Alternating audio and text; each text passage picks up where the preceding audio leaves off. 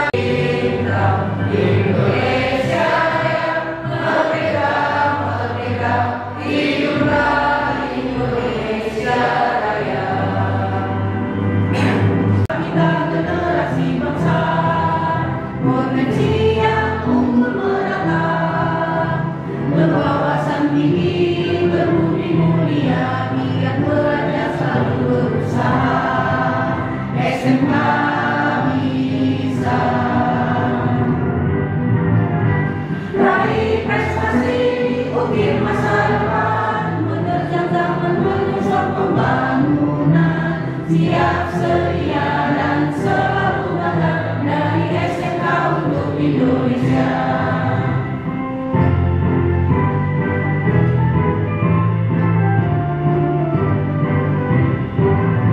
Assalamualaikum warahmatullahi wabarakatuh.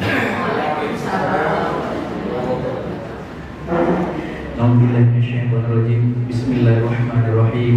Alhamdulillahirabbil alamin. Wassalatu wassalamu ala asyrafil anbiya'i wal mursalin wa ala alihi washabihi rasulillahi ajma'in.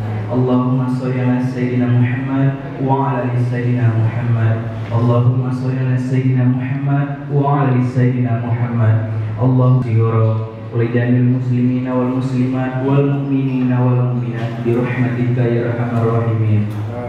Allahumma inna nas'aluka salamatan fid dinina wa afiatan fil jasadina wa zidatan fil alimina wa barakatan fil rizqina wa taubatan qabla al-maut wa rahmatan indal maut wa maghfiratan ba'dal maut. Allahumma ahwilna fi syakratil maut wa najatan minan nar wal fa'il hisab. Rabbana la tuzigh qulubana ba'da idh hadaytana wa hab lana min ladunka rahmah innaka antal wahhab. Rabbana la tuhammilna ma la taqata lana bihi wa'na waghfir lana warhamna anta maulana fansurna 'alal qawmil kafirin. Allahumma nas'aluka ridhaka wal jannah wa na'udzubika min syaqatika wan nar. Rabbana zalamna anfusana wa illam taghfir lana wa tarhamna lanakunanna minal khasirin. Rabbana atina fid dunya hasanah wa fil akhirati hasanah wa qina azabannar. Walhamdulillahirabbil alamin. Assalamualaikum warahmatullahi wabarakatuh. Kami persilakan dengan segala hormat. Bismillahirrahmanirrahim. Assalamualaikum warahmatullahi wabarakatuh. Selamat pagi, salam sejahtera untuk kita semua, salam sehat selalu, salam bahagia Bapak dan Ibu. Yang terhormat Bapak dari dunia usaha dan dunia industri, yang sudah hadir memenuhi undangan kami meskipun di hari libur, ya.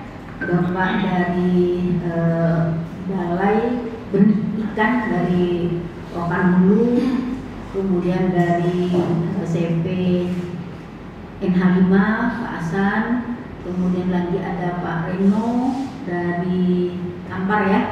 Kemudian ada Pak Sapri, saya lihat juga alhamdulillah bisa hadir meskipun liburan, ya. Kemudian yang saya hormati sahabat saya Kepala SMK Negeri 2 Rambah, Ibu As, beserta tim TEPA-nya dan tim manajemennya, kemudian Bapak dan Ibu Wakil Kepala Sekolah dari SMK Jejaring, 2 Jejaring, ya. Ada juga Pak Devi, ya.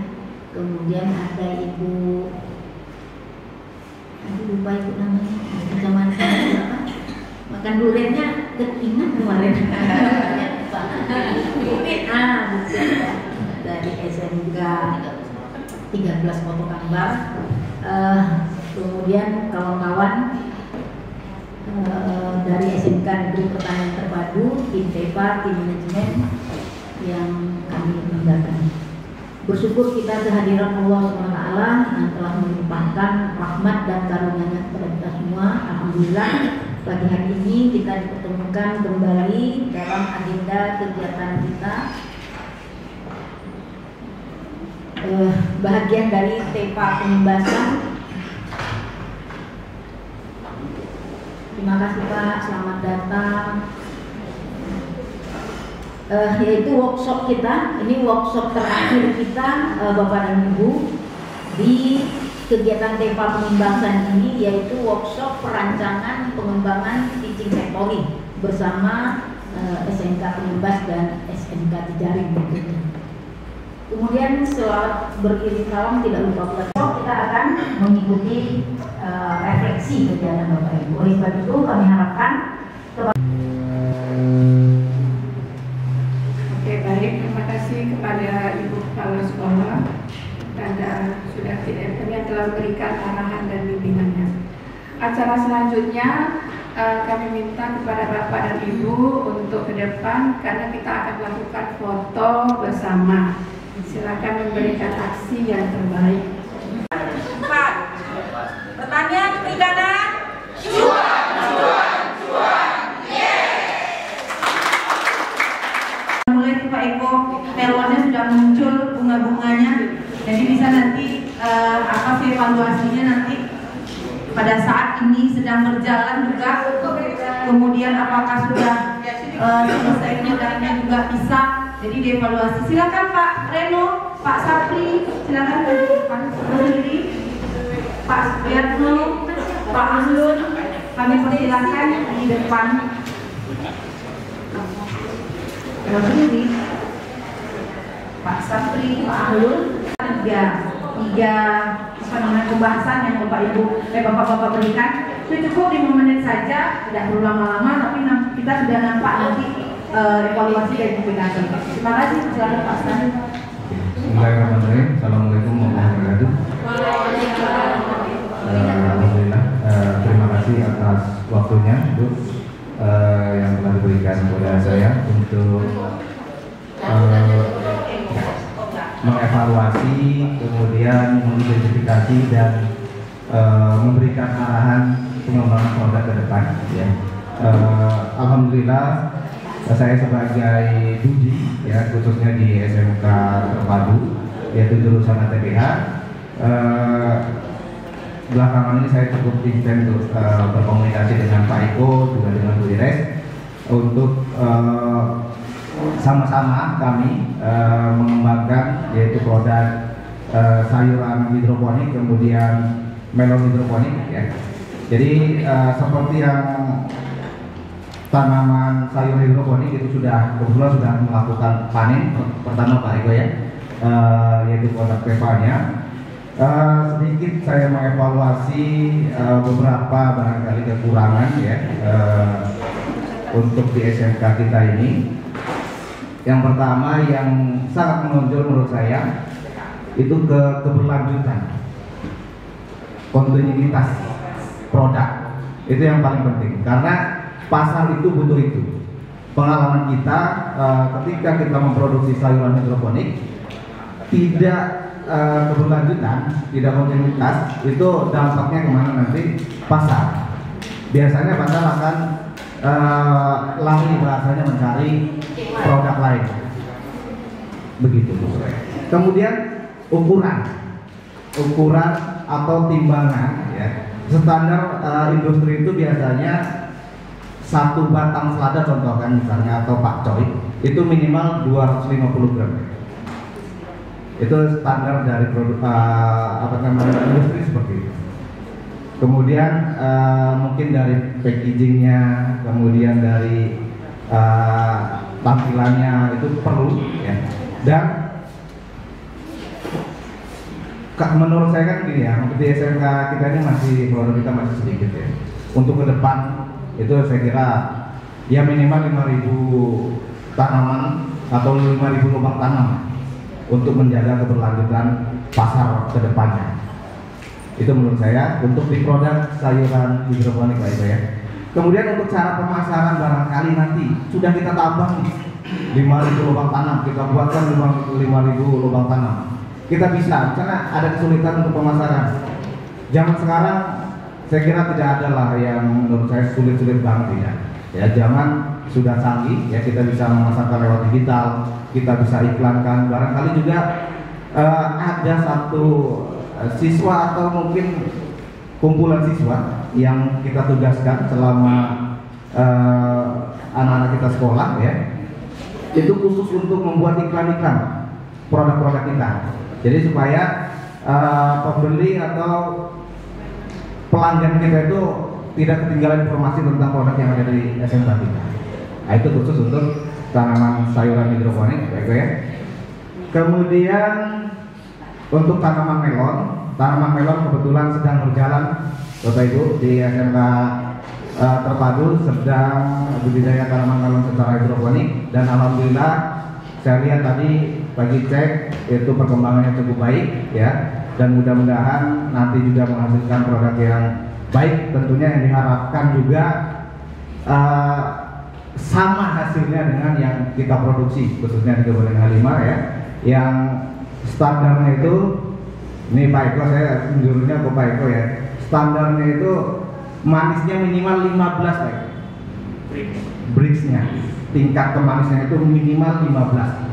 Nah, ketika kita sudah mendapatkan produk kita dengan kategori manisnya itu di 15 Brix ya minimal ya, itu kita akan mudah saja menjual Pak Eko ya. Itu pengalaman kita seperti itu. Jadi kesan yang akan membuat arah pengembangan produk ke depannya. Tadi Bapak Ibu yang disampaikan oleh Pak Hasan ini jadikan catatan ya, catatan baik itu karena Pak Hasan dari SMK Pengimbas, terutama SMK Pengimbas, tetapi yang lain juga mana tahu nanti akan membuat melon hidroponik juga di sekolahnya, sehingga sudah dapat gambaran seperti apa sih identifikasi kemudian kesenjangan antara produk, sehingga kita bisa menghasilkan produk yang sesuai standar. Seperti tadi ada kemanisannya atau Pak Hasan tadi, kemudian berapa lubang tanam seharusnya kalau kita harus berbisnis gitu di sekolah. Mungkin untuk selanjutnya pakan ya Pak Reno silakan berikan tentang evaluasi dan kesenjangan antara produk dan harapan pasar. Mungkin harapan pasar sebenarnya banyak ini, cuman SMK Pertanian baru bisa membuat seperti ini gitu. Standarnya seperti apa? Terima kasih Pak Reno, silakan. Bismillahirrahmanirrahim. Assalamualaikum warahmatullahi wabarakatuh. Terima kasih. Jadi kalau mungkin pertama tentang ini ya Bapak Ibu ya, produk. Kebetulan ini nggak tahu juga Mas Sabrudin kakek saya mungkin ada bedanya ini ya. Jadi kalau di produk ini kan yang pertama kita harus tahu tuh produk itu ada dua Bapak Ibu, ya kan? Ada produk tangible dan intangible. Jadi produk yang nyata atau tidak nyata. Jadi kita contoh di produk tadi, ketika kita mau susun harus buat funnel bisnisnya. Jadi kalau kami coba di Mujarafit, ini gambaran awal dulu. Di Mujarafit itu awalnya kita fokusnya buat pakan, tapi sekarang kita geser buat mesin. Kenapa Bapak Ibu? Karena buat pakan ini distribusinya susah karena konsepnya pakan mandiri. Ketika kita geser buat mesin, kita yang supply bahan baku. Mungkin SMK rasakan itu sekarang, gitu kan? Kita juga supply bahan baku. Ini model bisnis Bapak Ibu. Jadi untuk continue produk seperti itu. Nah, kalau kami juga ketika beberapa tempat lain kita sama kita juga punya jasa layanannya lagi. Makanya saya katakan di produk itu ada barang yang kita jual, funnelnya satu, mesin yang kita kasih. Cuma selama mesin ini banyak produk-produk lain yang kasih dijual. Nah ini dia. Jadi Bapak Ibu kalau lihat ke satu bisnis yang jalan, contoh kita datang dulu, pernah nggak ngebayangin setiap mall itu pasti punya satu produk yang jadi funnel atas. Maksud saya tuh gini, ada satu produk minyak goreng yang murah, biar ibu-ibu datang nanti situ nanti ada Pampers, ada semua, pokoknya seperti itu, disusun seperti itu. Harapan saya kalau kan ini konsepnya Teva, harapan saya seperti itu. Cuma dasar kami nyusun itu ada namanya Bapak Ibu SBM, namanya Smart Business Mapping. Nah SBM itu Smart Business Mapping itu atau mau saya tampilin ya? Atau tampilin aja? Ada.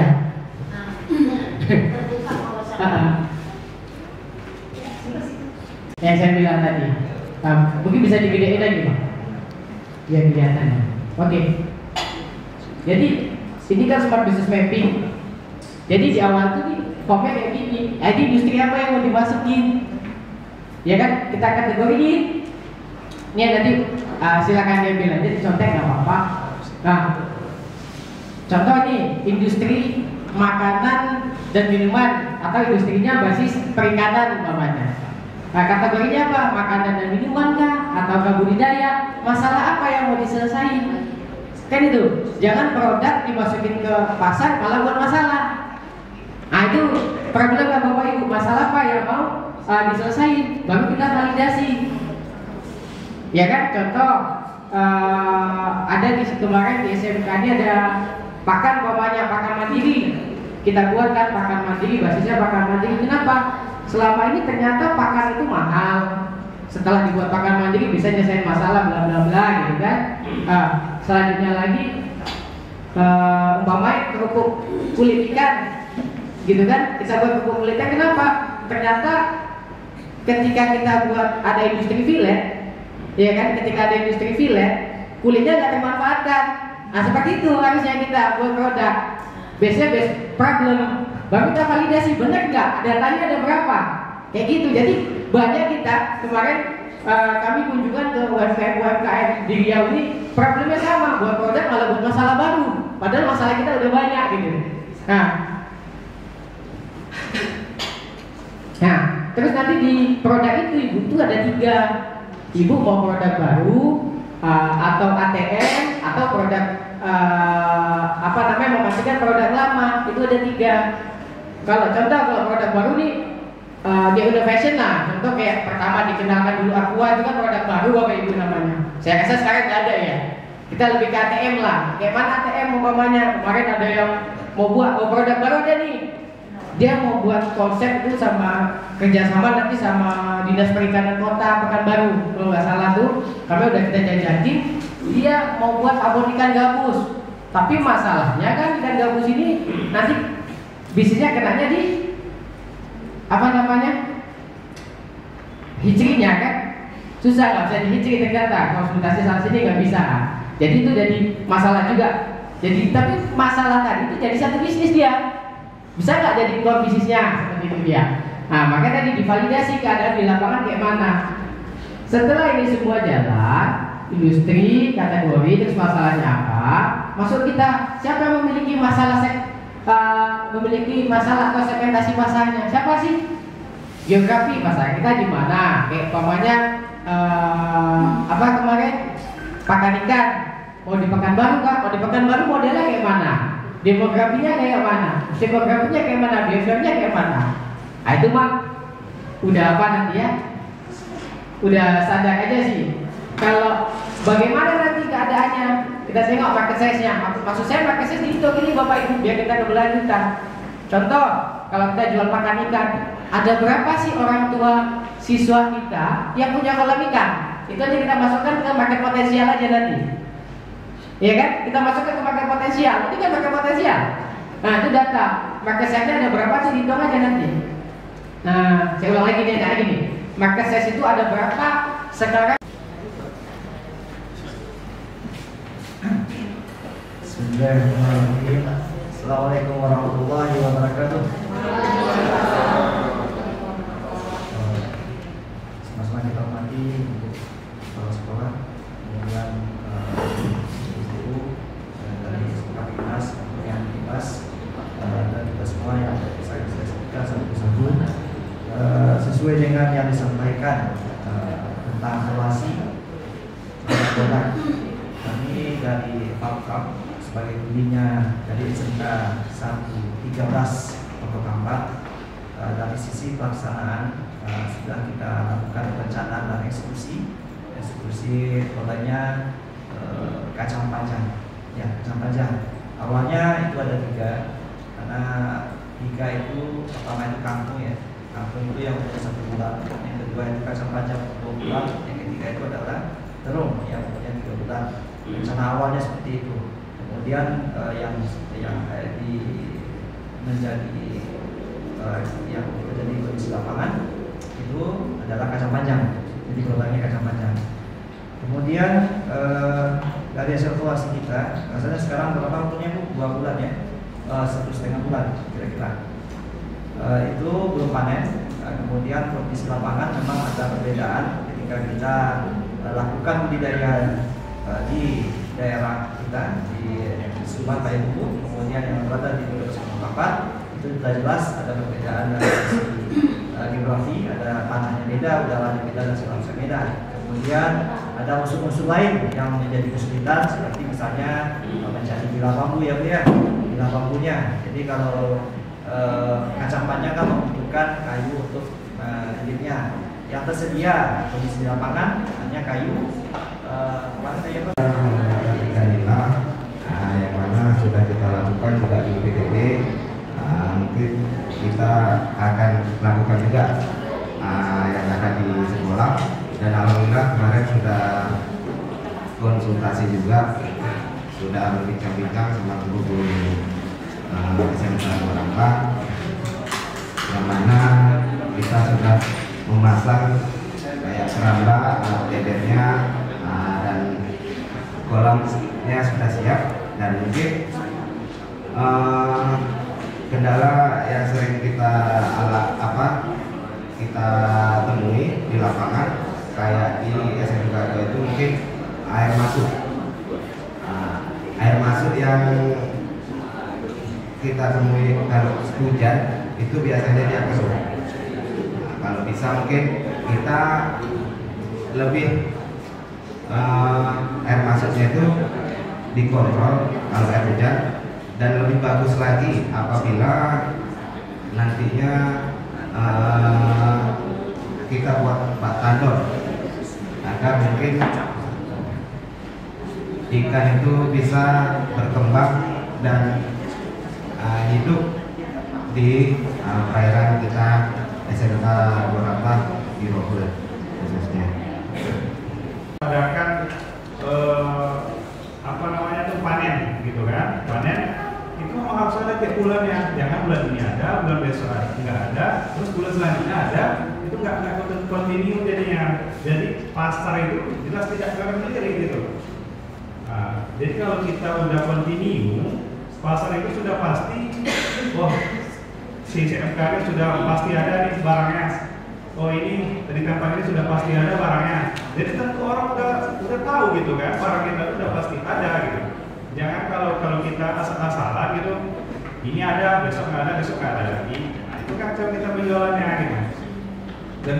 Nah, tadi saran-saran dari Pak Sapri, tentunya yang pertama adalah memastikan Sapri, jika misalnya kita tidak mendapatkan induk di sini, maka alternatifnya di mana? Tentu kita akan sinkronkan ataupun selaraskan dengan Pak Sapri. Jangan sampai nanti kualitas induknya tidak memadai gitu ya. Jadi kalau udah kualitas ada SOP.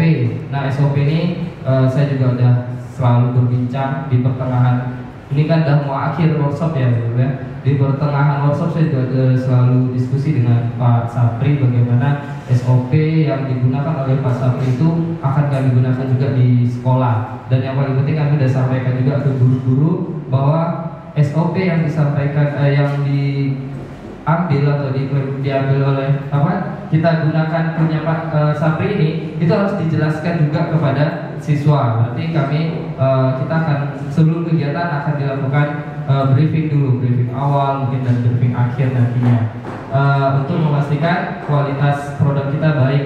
Nah itu juga harus sesuai dengan CPIB-nya.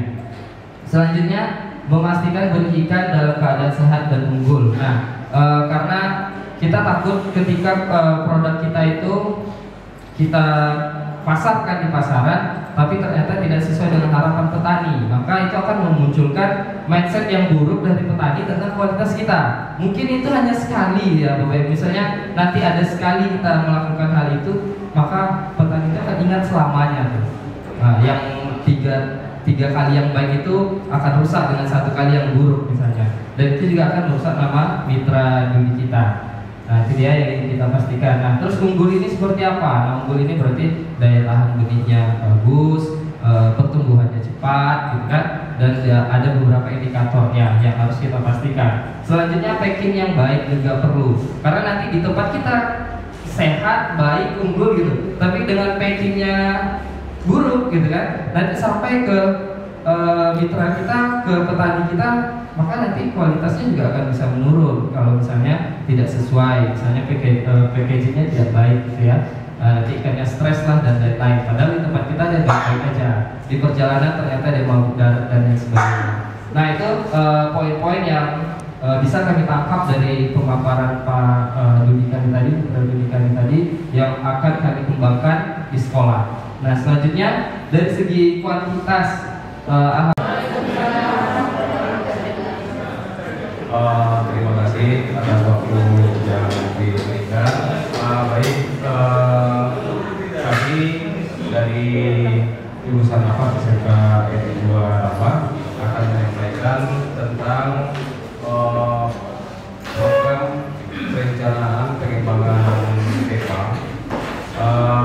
Kalau kami juga mohon maaf karena tidak bisa menampilkan seperti di layar tadi, karena tadi memang sih di awal mau saya tanyakan bagaimana sistematika penulisannya, tapi yang bingung. Tapi kami akan tetap membuat administrasinya. Baik, judul produk PEPA kami adalah pembenihan ikan nila secara alami. Sebenarnya kalau kita berbicara pengembangan itu berarti dia sifatnya itu adalah bagaimana nanti produk PEPA yang telah kita lakukan itu nanti dia artinya dikembangkan, baik itu berkembang dari segi hasil pendapatan maupun nanti dari pemasarannya. Nah jadi kami sudah berdiskusi dengan rekan guru bahwa pengembangan nanti yang akan kami lakukan itu dia bergerak di bidang pembesaran dan pengolahan pasca panen. Ini sejalan dengan elemen mata pelajaran yang ada di kurikulum Merdeka, di mana di jurusan APAT itu sendiri di kelas 11 itu selain daripada pembenihan, kita juga ada elemen mata pelajaran itu pembesaran, ada juga pengolahan pasca panen. Nah, kenapa kami memilih pembesaran? Alasannya yang pertama adalah kita tahu sendiri bahwa kalau kita berbicara tentang pembenihan ikan ini pemasarannya, penjualannya itu sangatlah terbatas. Kenapa kami sampaikan terbatas? Karena pembenihan ini yang akan membeli benih ini nanti adalah kelompok petani ikan. Nah, di mana berdasarkan wawancara kami bersama rekan-rekan kepala DPD di Rokan Hulu, bahwa petani ikan di Rokan Hulu itu sangat minim sekali. Dia berkisar antara 0,3% dari jenis pekerjaan penduduk masyarakat Kabupaten Rokanhulu. Jadi kalau misalnya dipaksakan, apalagi ini sifatnya mengembangkan, yang namanya mengembangkan ini udah bergerak ke bisnis. Tujuan akhir dari bisnis itu adalah cuan seperti yang kita sampaikan. Berarti bagaimana nanti TEPA yang kita laksanakan itu dia akan memberikan kontribusi yang besar, baik itu terhadap sekolah maupun pada peserta didik. Nah, sementara kalau dilihat di masyarakat bahwa ikan itu sangat dibutuhkan oleh masyarakat kami Kabupaten Rokanhulu. Ini ditandai dari mana? Ditandai dengan banyaknya ikan-ikan yang masuk, baik itu dari Kabupaten Kampar maupun dari Sumatera Barat. Jadi ketika nanti proses pelaksanaan TEPA pembenihan ini tidak hasil benih ikannya tidak terserap oleh duli ataupun petani ikan, maka kami di sekolah insya Allah akan melakukan kegiatan pembesaran. Kalau kami yakin bahwa ikan, kalau misalnya dia ikan sudah layak dikonsumsi, itu target pemasarannya pasti besar. Ada istilah tidak akan laku. Nah, bisa ke masyarakat langsung, bisa ke pasar, bisa juga nanti kita dengan rekan-rekan yang memiliki rumah makan. Depan kami dari produk yang sudah ada. Untuk perikanan sendiri sebetulnya ada 2 produk ya Bapak Ibu ya. Ini saya nggak tahu kenapa mengirim filenya sempat jadi cuma tinggal 2 slide. Jadi yang pertama produk kita itu adalah benih ikan patin. Sejauh ini produk kita itu sudah sampai ke industri yang kemudian produk yang sudah sampai ke industri ini biasanya kita jual ukuran standar itu adalah ukuran 3/4 inci. Nah kedepannya ini banyak juga permintaan dari sekitar gitu kan, bahwa ada yang nanya, Bu ada ukuran 1 inci, Bu ada yang 2 inci. Mungkin kedepannya kita akan coba meningkatkan tidak hanya di ukuran 3/4 tapi mungkin ada 1 inci, 2 inci ke atas. Nah kemudian kita ini melihara makhluk hidup ya Bapak Ibu ya, pasti ada faktor-faktor X yang kadang-kadang membuat kegagalan. Memang tidak kami pungkiri, mungkin sekali 2 kali kami pernah juga mengalami penurunan kualitas atau jumlah. Nah itu biasanya kami kemarin pernah pindah hatchery baru. Nah anak-anak sudah diajarkan SOP untuk persiapan setelah untuk memasukkan benih baru. Nah cuman ketika kita pindah gedung baru ada yang terlupa seperti itu, ruangan yang kurang kami steril, alat, wadah, segala macam itu sudah disterilkan. Nah jadi peningkatannya apapun peralatan yang ada di dalam ruangan, mau ruangan gedungnya sendiri, alat dan bahan itu memang wajib distandarkan sesuai SOP industri. Nah sebelum produk kita lepas itu juga sebaiknya kita minta quality control atau QC dari industri yang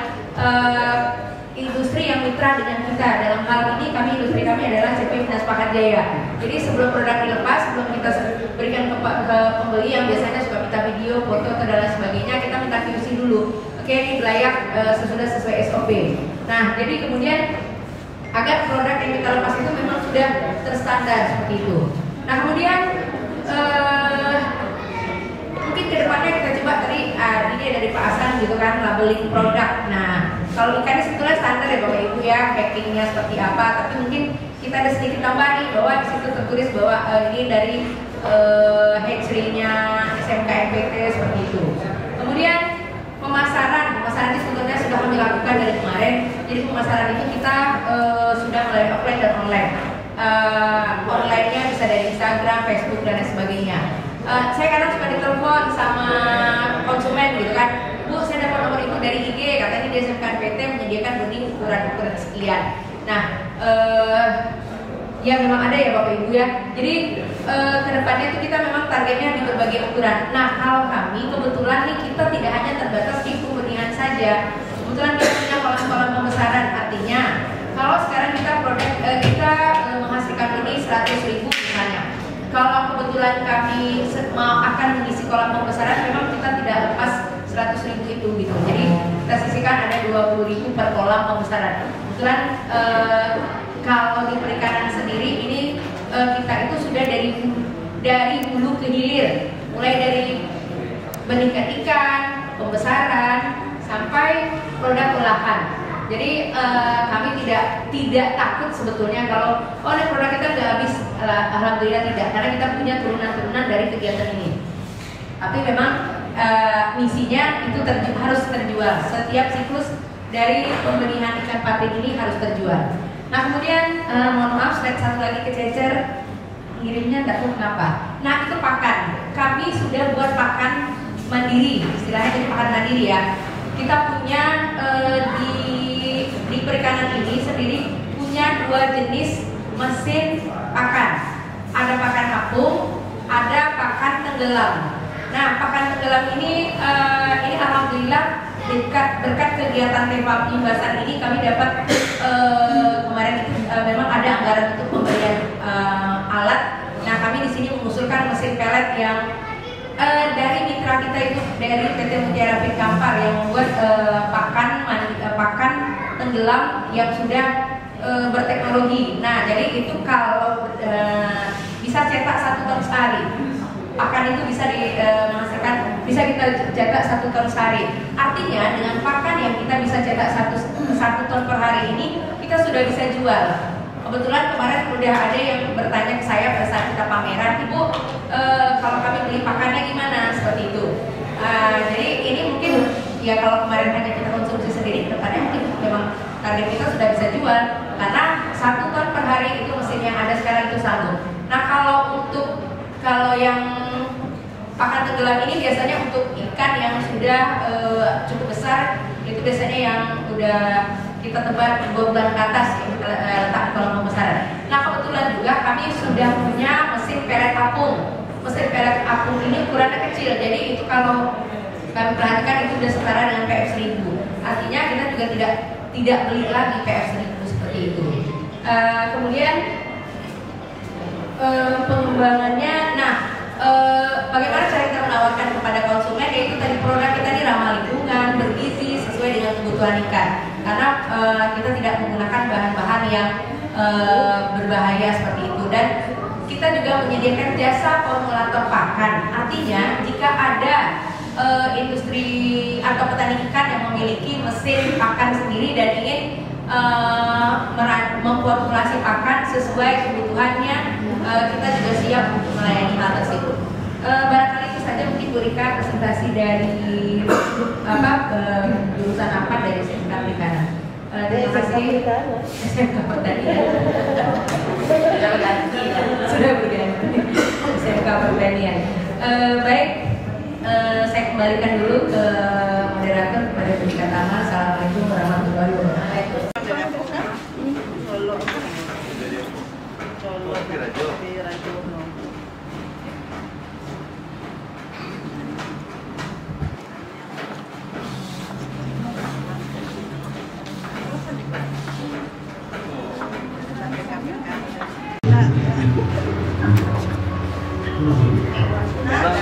Apa Mi? Yo te mano, kau tengok lah kalau jalan di SMK tempat.